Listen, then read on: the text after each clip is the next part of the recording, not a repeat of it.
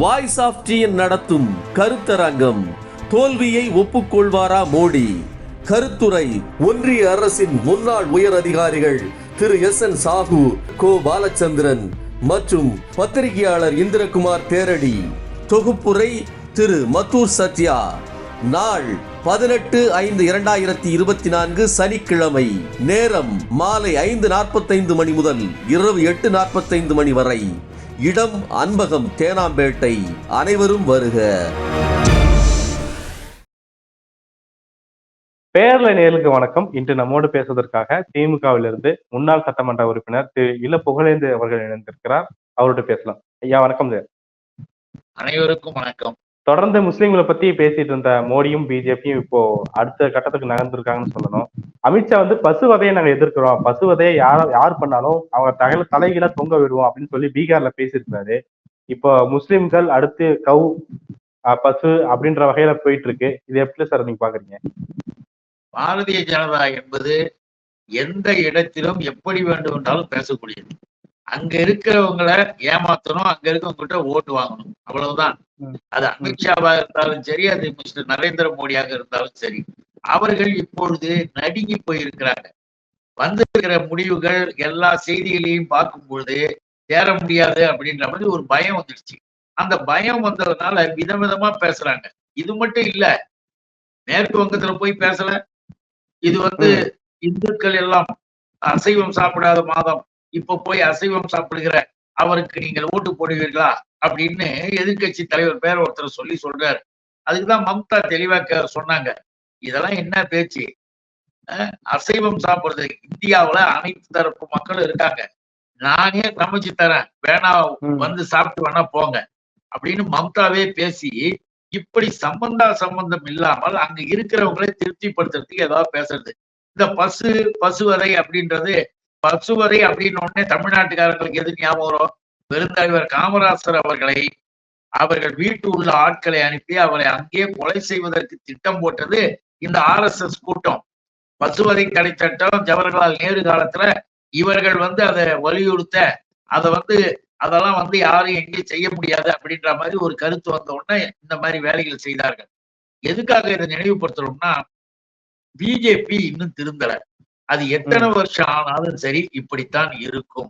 அதனுடைய ஒரிஜினாலிட்டியை பாத்தீங்கன்னா ரொம்ப கொடூரமாக இருக்கும். ஒண்ணும் வேணாம், இப்ப நீங்க பேசுறதே கேட்டுட்டீங்க. யூபி, பீகார், ஹரியானா, குஜராத்ல படுதோல்வி அடையும் அப்படின்னு ஒரு செய்தி ஒண்ணு வந்தது.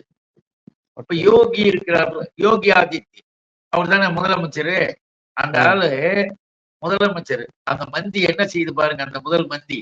அந்த மந்தி 7th 8th 9th படிக்கிற SC ST ஸ்கூல் ஸ்டூடெண்ட்ஸுக்கு அரசு பூர்வமாக கொடுக்கக்கூடிய புத்தகங்கள், இலவச புத்தகங்கள், அவங்க பழைய ஸ்கீம், அது அந்த காலத்துல இருந்து இருக்கிறது. இலவச பாட புத்தகங்களை சுத்தமா தரல. 2 வருஷத்துக்கு முந்திதான் தராம போன உடனே என்னாச்சு, எல்லாரும் கேட்கும் பொழுது அது ஒரு மாவட்டத்துல ஒரு குடோன்ல போட்டு அடைச்சிருந்தானுங்க. அப்புறம் எடுத்து பார்த்தா பழைய பேப்பர் கிடைக்க அதெல்லாம் புஸ்தகத்தையே போடுறாங்க. எல்லாம் அங்க பிரிக்கும் போது புத்தகங்கள். உடனே எதிர்கட்சிக்காரர் கேட்கும் போது யோகி கூட்டம் என்ன சொல்லிச்சு தெரியுமா? அந்த புக்ல பிழை இருந்தது, அந்த பிழை இருக்கிறதுனால, தப்பு இருக்கிறதுனால பசங்க படிக்க கூடாதுன்னு கொடுக்கலன்னா. ஆனால் அதே புத்தகம் மற்றவர்கள் எப்படி படிக்கிறாங்க, மற்றவர்கள் எப்படி படிச்சு எக்ஸாம் எழுதுறாங்க, ஏன் இவங்களுக்கு மட்டும் அது தப்புன்னு சொல்ற என்று அன்றைக்கே கேள்வி கேட்டார்கள். ஆக பாரதிய ஜனதா என்பது சனாதனத்தை அடிப்படையாக கொண்டு பிறப்பை வைத்துக் கொண்டு மக்களை பிரித்து பார்க்கிற அநியாய அக்கிரமமான ஒரு அமைப்பு. இன்னைக்கு நீங்க சொன்ன மாதிரி முஸ்லிம்ஸ் ஒரு 2 நாளைக்கு முந்தைய என்ன சொன்னாரு? குடியுரிமை சட்டப்படி அப்படியே நடக்கும், யாரும் கிட்டக்க வர முடியாது. இஸ்லாமியர்களுக்கு இவர்கள் இடஒதுக்கீடு என்று ஏதாவது தந்தால் என் உயிரை கொடுத்தும் தடுப்பேன், என் உயிர் உள்ளவரை அது நடக்காது, இப்படி எல்லாம் பேசினவர் மிஸ்டர் மோடி. இன்னைக்கு என்ன சொல்றாரு? நான் யாரையும் அப்படிலாம் பேச மாட்டேன், எனக்கு எல்லாரும் ஒண்ணுதான், நாங்கெல்லாம் ஒன்னாதான் இருப்போம், நான் அப்படித்தான் இருப்பேன்றாரு. அங்க போய் இந்த ஓட்டுக்கு, இங்க போய் இந்த ஓட்டுக்கு. நீ யோகியவானாக உனக்குன்னு ஒரு மரியாதை இருந்தா உண்மையிலேயே உன் சொந்த மாநிலத்துல நிக்கலாம்ல. குஜராத்ல 10 வருஷம் முதலமைச்சர் கிழிச்சு இல்ல, ஏன் அங்க நிக்காம வாரணாசியில போய் நிக்கிற? அதுக்கு முதல்ல சொல்லுங்களா பார்ப்போம். அவ்வளவுதான் மரியாதை. அது இந்துக்கள் மண்ணு, கோயில் இருக்கிற மண்ணு, அங்க வந்து ஓட்டுகள் அதிகமா இருக்கும் நிறைய அப்படின்ட்டாங்க. பக்தர்களும் அந்த அந்த RSS அந்த மைண்ட் உள்ள மக்கள் நிறைய இருக்கிற அந்த இடத்துல இவரு போய் நின்றுகிட்டு பேசுவார். அங்கேயும் ஒரு பிரச்சனை வந்துடுச்சு மோடிக்கு. நான் மாத்தி மாத்தி பேசுறதுனால சொல்றேன். என்ன பிரச்சனை வந்தது? ராமர் கோயில். ராமர் கோயில் என்ன பிரச்சனை?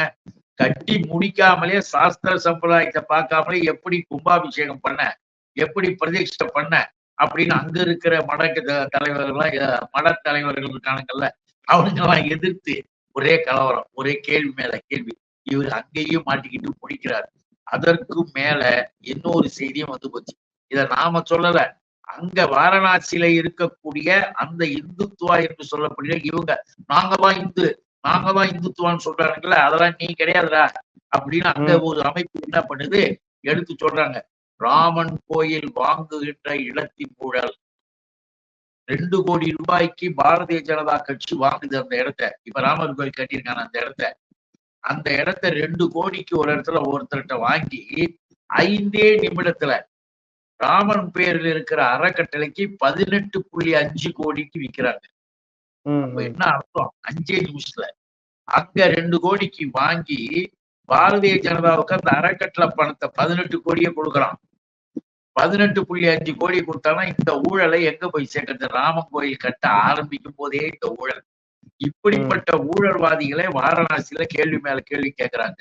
மாறி மாறி பேசிக்கிட்டு மத ரீதியாகவும் இன ரீதியாகவும் அங்க ஒரு இடத்துல இருக்கிற குழப்பங்களுக்கு ஏற்றாற் போல நாடகம் நடிச்சுட்டு இருக்கிற மோடி உடனே எங்க பஞ்சாப் உள்ள போக முடிஞ்சுதா? பஞ்சாப் உள்ளே நீ வராத அப்படின்னு விரட்டி அடிச்சாங்க. அசம்பிளி தேர்தல் போகும்போது மோடிக்கு விரட்டினாங்க. அந்த மோடி இப்ப என்ன பண்ணாரு? சீக்கியர் குல்லாவை போட்டுக்கிட்டாரு. சீக்கியர் குல்லாவை போட்டுக்கிட்டு ரொட்டி சுட்டு தராரு, சப்பாத்தி சுட்டு. அது எங்க கடைசியில பார்த்தா ஷூட்டிங் பஞ்சாப்ல கிடையாது, குருத்வாரான்ற இடத்துல, குருத்வாராவில பீகார்ல இருக்கிற குருத்வாராவில போய் நின்றுகிட்டு இந்த வேஷத்தை போட்டுக்கிட்டு ஷூட்டிங் எடுத்து அதை எடுத்து போட்டானுங்க. அதுவும் அங்க மிகப்பெரிய எதிர்ப்பை கொடுத்தது. ஆக இப்படி நாடக நடிகர்களாக வசனங்களை மாத்தி மாத்தி பேசிட்டு நடிக்கிற இவர்கள் ஈடுபட மாட்டார்கள். இந்த தேர்தல உரிய பாடங்கள். பிரதமர் மோடி அவர்கள் இன்னைக்கு பேசும்போது காங்கிரஸும் சரி சமாஜ்வாதி பார்ட்டியும் சரி உத்தரப்பிரதேசத்துல இங்க நல்லா ஓட்டு கேட்பாங்க. ஆனா சவுத்துல போயிட்டா உத்தரப்பிரதேச மக்களை வந்து நிறைய கொச்சையான வார்த்தைகளை பேசுவாங்க, அசிங்கமா திட்டுவாங்க, அவங்க வந்து டிஃபேம் பண்ணுவாங்க அப்படிங்கிற மாதிரி பேசுறாரு. இது வந்து நார்த்து சவுத் அப்படிங்கிற ஒரு பிரிவினைவாதத்தை தூண்டக்கூடிய விதமா இருக்குன்னு சொல்லி நிறைய கண்டனங்கள் சொல்லிட்டு இருக்காங்க. நீங்க எப்படி சார் அதை பாக்குறீங்க? எப்படி பாக்குறோம்னா, குற்றம் சொல்றவரு கரெக்டா சொல்லணும். ராகுல் வந்து எல்லா இடங்களும் பிரியங்கா பேசிட்டு வர்றாங்க. அதே மாதிரி மல்லிகார்ஜுன கார்கே அவரும் பேசிட்டு வர்றாரு. காங்கிரஸ் அமைப்பின் சார்பாக எல்லா இடத்துலயும் பேசிட்டு வர்றாங்க. நம்முடைய இந்திய கூட்டணியுடைய தலைவர்கள் அந்தந்த மாநிலத்துல அவங்கவுங்க எல்லாம் பேசிட்டு வராங்க, ஓட்டு கேட்கறாங்க. நீ ஓட்டு கேட்க போறவன், நாங்க 10 வருஷத்துல இதை செஞ்சோம், எங்க தேர்தல் அறிக்கையில இது வந்திருக்கு, அதான் நாங்க செய்ய போறோம், எங்களை நம்புங்க, நாங்க தான் செஞ்சோம், நாங்க ஓட்டு போக கேட்கிறோம் அப்படின்னு சொல்றதுக்கு யோகியதை இல்லை. இந்திய துணைக்கண்டத்துல ஒட்டு மொத்தமாக நாசம் பண்ற அளவுக்கு ஊழல்கள். தேர்தல் பத்திரமாக இருந்தாலும் சரி, தேர்தல் பத்திரம் பாகிஸ்தான்ல இருக்கிற ஒரு கம்பெனி கிட்ட தேர்தல் பத்திரம் வாங்கியிருக்காங்க பணம். எதுக்கு சொல்றோம்னா, அப்படி ஊழல்களை நிறைய செஞ்சுவிட்டு ஒரே மோசடித்தனத்தை பண்ணிவிட்டு மக்கள்கிட்ட ஓட்டு கேட்க வரும்போது நீங்க சொல்ற மாதிரி எதையாவது ஒண்ணு எடுத்து எங்கேயாவது எடுத்து சொல்றது, ஏதாவது ஒண்ணு கேட்கறது, எப்படியோ போறது. ஆக பாரதிய ஜனதா என்ற ஒரு அமைப்பு இது வந்து எப்படி கிளிக் பண்ணி விடுறது, சவுத் நார்த்னு தென்னகத்தையும் வடக்கையும் பிரிக்கிறது ஒரு பக்கம் இருந்தாலும் காங்கிரஸ் மேல இப்படிப்பட்ட பழியை தூக்கி போடுறதுக்கு காரணம் பாரதிய ஜனதா என்பது அந்தந்த இடத்துக்கு போயிட்டு ஒரு மாதிரி பேசிட்டு போகுது. ஆனா அவர்களுக்கு இந்தியா முழுவதும் அமைப்பும் கிடையாது, மரியாதையும் கிடையாது. இந்திய அரசு வந்து கொரோனா காலத்துல செயல்படுற விதத்தை பார்த்து உலக நாடுகளே பாராட்டுது அப்படின்னு பிரதமர் மோடி பேசியிருக்கிறாரு. கொரோனா காலத்துல எப்படி செயல்பாடுகள் வந்து நீங்க பாக்குறீங்க? கொரோனா காலத்துல இந்தியாவுடைய இந்த மோடியினுடைய அரசாங்கம் செய்ததை பார்த்து காரி துப்பிட்டாங்க எல்லாரும். உலக நாடுகள் பத்திரிகையில அசிங்கமா எழுதலாம். கொரோனா வந்த உடனே இவர் என்ன பண்ணிட்டாரு, தட்டுன்னாரு. தட்டி விளக்கை ஏத்துட்டு ஜெய் ஸ்ரீராம் போடு, கோஷங்கள் போடுக, கொரோனா கிருமிகள் போயிடும்னாரு. ஒரு பெரிய மூலத்தனத்தையும் மடத்தனத்தையும் சொல்லி இந்தியா முழுவதும் ஒரு பிரைம் மினிஸ்டர் செய்ய சொல்றாரு. ஒரு டைமையும் பிக்ஸ் பண்ணி எல்லாம் தட்டடிங்க, எல்லாம் விளக்கை ஏத்திக்கிட்டு இது பண்ணுங்க, கொரோனா ஏத்துனார். அது ஒரு பக்கம். இன்னொரு பக்கம் கிரிமினல் வேற பண்ணாரு. என்ன கிரிமினல் கிரைம் என்ன பண்ணாரு? கொரோனாவுக்காக நம்ம முதலமைச்சர் அப்பதான் கவர்மெண்ட் ஃபார்ம் ஆகி வருது. கவர்மெண்ட் ஃபார்ம் ஆகி வந்து எவ்வளவு கஷ்டத்துல அரசாங்கத்தை நடத்தணும்னு வருகின்ற நேரத்துல கொரோனா வருது. கொரோனா நேரத்துல என்ன பண்றாரு, அந்த தடுப்பு மருந்துகள் இதெல்லாம் வந்து நாங்களும் தயாரிக்கிறோம், நாங்க இங்க வந்து ஃபேக்டரி ஒன்று ஆரம்பிக்கிறோம், அதுக்கு பர்மிஷன் கட்டணும், அதுக்கு கொடுக்காம வெளிநாட்டில் இருந்து மருந்தை வரவழைச்சு அந்த மருந்துக்கு இத்தனை % கமிஷனை வச்சு கொரோனா மருந்துகளையும் கொள்ளையடித்த பாவிகள் இவர்கள் தான், இந்த பிஜேபி காரர்கள் தான். இலவசமா தடுப்பூசி போட்டோன்னு சொல்லியிருக்காங்க பிரதமர் மோடி. இலவசமா போடுறேன்னு சொல்லிட்டு கவர்மெண்ட்ல வாங்குது. நீங்க யாருகிட்ட வாங்குது? வெளிநாட்டுக்காரங்கிட்ட வாங்குது. வெளிநாட்டுக்காரன் அந்த மருந்து 5 ரூபான்னு வச்சுங்க, இவர்கள் பில்லு எழுதுறது 10 ரூபா இல்ல, அந்த மீதி அந்த 5 ரூபாயை எடுத்து பிஜேபிக்குள்ள வச்சுக்கிறான். ஊழல மக்களை காட்டி கொள்ளையடித்த மாப்பாவிகள் அல்லவா, அதுக்காக சொன்ன. இது எல்லாருக்கும் தெரிஞ்சு போச்சு. அது மட்டும் இல்லாம மேலும் மேலும் கொரோனா பரவுகிற அந்த நேரங்கள்ல இந்த அரசு ஒரு கட்டத்துல அமைதியாயிடுச்சு. சுத்தமா மோடியை காணும், அவங்க எல்லாம் பதுங்கிட்டாங்க. ஆனா தமிழ்நாட்டு அரசு, நம்முடைய முதலமைச்சர், நம்முடைய அமைச்சர்கள் எல்லாம் சுற்றி வராங்க, எல்லா இடத்துலயும் பாதுகாப்பு இதெல்லாம் நடந்துகிட்டு இருக்கு. அவர்கள் மருந்து மாத்திரைகள் வாங்குறதுல மாநிலங்களுக்கு கொடுக்கவே தடுக்கலாம். அன்னைக்கு முதலமைச்சர் கேட்ட மாதிரி அந்த ஃபேக்டரிக்கு இங்க இருந்தா இங்க இன்னும் சிறப்பா செஞ்சிருப்போம், ஈஸியா வந்திருக்கும். அதெல்லாம் தடுத்தாரு. ஆக எதையுமே வந்து சுயநலத்திற்காக பார்ப்பவர்கள் எடுத்த உடனே மக்களை ஏமாத்துறதுக்கு என்ன பண்ணுவானுங்க, சாமின்வா, ராமன்வா, ஜெய் ஸ்ரீராமன்வா, அதுக்குதான் தட்டு விளக்கு பொறுத்து அப்படின்னு சொல்லி செஞ்சது. ஒரு இங்கேயாவது அப்படி ஒட்டுமொத்த இது இந்தியான்னு. அதே நேரத்தில் இன்னும் அந்த வட மாநிலத்தில் இருக்கிற சில பகுதிகளில் இந்த கொரோனாவுக்காக இவர்கள் செய்த பூஜை, இவர்கள் செய்த வேலை, கடைசியில என்னாச்சு, யூபியில இவனுங்களே கிட்டத்தட்ட 60-70 பேர் வந்து இந்த மட தலைவர்களாக இருந்தவங்க செத்து போனாங்க கொரோனாவுல. அதையும் நம்ம பார்த்தோம். இவர்களுடைய மூலத்தனத்தினுடைய பரிசு. எதுக்கு சொல்றோம்னா, இதுல முதலமைச்சர் அப்படியே இது பிரைம் மினிஸ்டரை வந்து வெளிநாட்டுக்காரன் பாராட்டானா, ஆஹா உன் கட்சி உன்னை சேர்ந்தவர்கள் எல்லாம் இவ்வளவு சிறப்பாக செய்து 60-70 பேர் செத்து போனார்கள், அதே போல எங்கேயுமே உலகத்துல கிடையாதுன்னு பாராட்டினாங்க.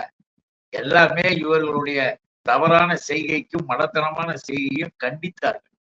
சும்மா இப்ப எழுதிட்டு இருக்கலாம். சார், அசாமோட முதலமைச்சர் ஹிமந்த பிஸ்வா சர்மா வந்து முன்னாடியே ஏற்கனவே பேசியிருக்காரு. இப்ப திரும்ப 2வது முறையா எங்களுக்கு 400 தொகுதி கிடைச்சிட்டா ஞானவாபி மசூதியை இடிச்சிட்டு அதுக்கு மேல நாங்க கோயில் கட்டுவோம், ஞானவாபி மசூதிக்கு மேல நாங்க கோயில் கட்டுவோம் அப்படின்னு பேசியிருக்காரு. ஏன் வந்து 400 தொகுதி வந்து டார்கெட் பண்றாங்க? அது இல்லாம இப்ப ஞானவாபி மசூதி பத்தி பேசுறதெல்லாம் ஒட்டுமொத்தமா இந்து போலரைசேஷனுக்கு ரொம்ப யூஸ் ஆகும்னு சொல்லப்படுது. எப்படி சார் பாக்குறீங்க? அதாவது ஞானவாபி மசூதி உட்பட எதுவாக இருந்தாலும் மோடியினுடைய பேச்சு, இன்னொரு புறம் மோடியினுடைய ஒரிஜினல், மோடியினுடைய குரல் தான் இது, வேற குரல் கிடையாது. நாங்க 400க்கு மேல வந்துட்டோம்னா நாங்க இதெல்லாம் இடிச்சுட்டு நாங்க இதெல்லாம் கட்டுவோம் அப்படின்னு சொல்றது ஒரு பக்கம். இன்னொரு பக்கம் நாங்களாம் முஸ்லீம் இவங்களெல்லாம் நான் ஒன்னா பார்ப்பேன்னு மோடி. ஆனால் மோடியினுடைய குரலை தான் இவர் வந்து எதிரொலிக்கிறாரு. அதை வந்து நம்ம புரிஞ்சுக்கணும். இன்னும் ஒண்ணு, மணிப்பூர்ல கிட்டத்தட்ட 60க்கு மேற்பட்ட தேவாலயங்கள், சர்ச்சை உடைச்சாங்க, இடிச்சு தருக்கானுங்க. இன்னொரு பக்கம் மசூதிகளையும் உடைச்சு தரலானுங்க. இவர்கள் அதை செஞ்சுட்டு அந்த பக்கம் கூட திரும்பி பார்க்கல, அநியாயம் பண்ணிட்டு இப்ப உட்கார்ந்துருக்கானுங்க. இந்த பேச்சு என்பது 400க்கு மேல வந்தா அப்படின்னு இன்னைக்கு பேசுறத நீங்க கேட்டீங்கன்னா, நாங்களாம் ஒண்ணும் அப்படி இல்லை, நாங்க வேற மாதிரி சொல்லி மோடி மறுப்பார், அமித்ஷாவும் மறுப்பார். ஏன்னா இவர்கள் ஒருத்தனை விட்டு சொல்லுவானுங்க, இன்னொரு இடத்துல இவனுக்கு மறுப்பானுங்க. ஆகவே இவர்களுடைய பேச்சுக்கெல்லாம் நம்ம பெரிய முக்கியத்துவம். ஆனா உண்மையில இருக்கக்கூடிய இன்டென்ஷன், உட்கருவை நம்ம பார்க்கணும். உட்கருவுல அரசியலமைப்பு சட்டத்தை சுத்தமாக அடியோட மாற்ற வேண்டும் என்று உத்தரப்பிரதேசத்துல, பீகார்ல, குஜராத்ல பாரதிய ஜனதா கட்சியினர் மீட்டிங்ல பேசிட்டு இருக்கிறாங்க. வெளிப்படையா டார்கெட் பண்றாங்க. ஏன் பண்றாங்கன்னா, கான்ஸ்டிடியூஷனல்ல fundamental rights number 1 and also secularism number 2, இவைகள் அவர்களுக்கு ஒத்துக்காது. அவர்கள் ஒண்ணு தெரியுங்களா, RSS துவக்கத்திலேயே முதல்ல மாநிலங்களே அவர்கள் ஒத்துக்கிறாங்க. No states. RSS basic states எல்லாம் கிடையாது, மாநிலம் எதுக்கு அப்படின்னு கேட்டவனுங்க. அப்புறம் பிரிக்கும் பொழுது மொழிவாரி மாநிலத்தை எதிர்த்தவர்கள், கண்டித்தவர்கள். இவங்களுக்கு எல்லா விதத்திலேயும் இன்னைக்கு இருக்கிற இந்தியாவினுடைய அமைப்பை தலைகீழாக மாற்றி ஒரு அதிபர், ஹிட்லருக்கு ஜெர்மன்ல எப்படி புத்தி வேலை செஞ்சதோ அந்த புத்தி இன்றைக்கு இந்தியாவின் ஹிட்லர் நரேந்திர மோடி ஆகிறார், இந்தியாவுடைய முசோலினியாக அமித்ஷா ஆகிறார். இவங்களுக்கு என்ன அதிபர் உட்கார்ந்துட்டு தீர்ந்து போச்சு. அதோட நாம யாரும் இங்க ரைட்ஸ் பத்தியோ மற்றது எதுவுமே உரிமைகள் கிடையாதுன்னு செய்ய போறாங்க. அது ஒரு பெரிய வன்முறை பராஜகத்துக்கு வழிவகுக்கும். அது அவங்க கற்பனை கூட பண்ண முடியாது, அது நடக்கவே நடக்காது. ஆனாலும் கூட அவர்களுடைய ஆசையை இப்ப நீங்க சொன்னீங்கல்ல, அவர் மூலமா வெளியில சொல்லிட்டு இருக்கானுங்க, வேற ஒண்ணு. Right sir. இந்த சூழல் குறித்து நிறைய விஷயங்களை பகிர்ந்துட்டீங்க. மிக்க நன்றி சார். அனைவருக்கும் வணக்கம், நன்றி.